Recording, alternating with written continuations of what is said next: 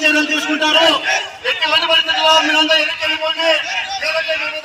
పార్శ్వవాయు ప్రయోగం చేస్తారు, లాఠీ చార్జీ చేస్తారు. వాటి మీరంతా ఎన్నికెళ్ళండి.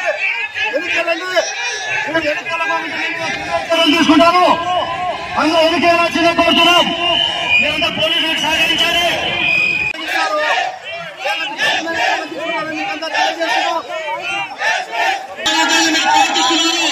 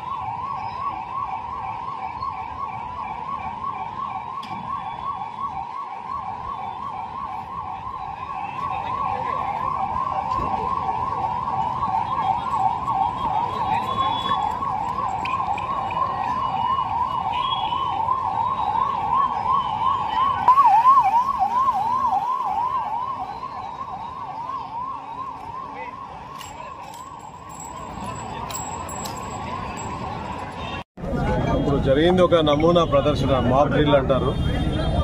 శాంతి భద్రతల సమస్య తలెత్తినప్పుడు ఏదో ఒక ఇష్యూ మీద జనం అన్లాఫుల్ అసెంబ్లీ అంటాం కదా, 144 సెక్షన్ ఉంది, దాన్ని వైలేట్ చేస్తూ జనం అంతా కూడా వాళ్ళు ఏదో ఒక ఇష్యూ బేస్డ్ మాకు న్యాయం చేయాలని చెప్పి నిబంధనలను అతిక్రమించి చూసుకొని వస్తూ ఉంటారు.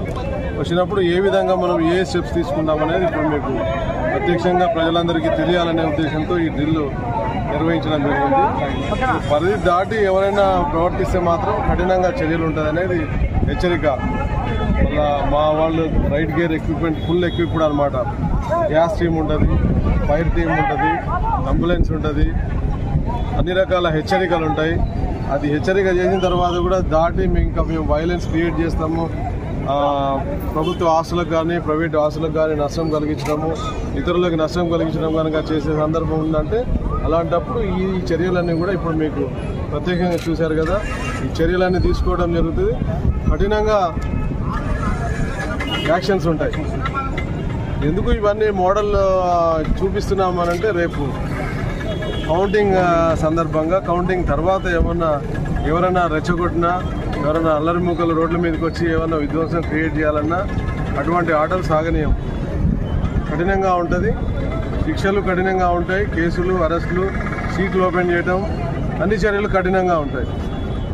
ఎక్కడ ప్రజలకి శాంతి భద్రతలకి భంగం కలిగించదు, ఎవరు స్వేచ్ఛకు కూడా భంగం కలిగించదు.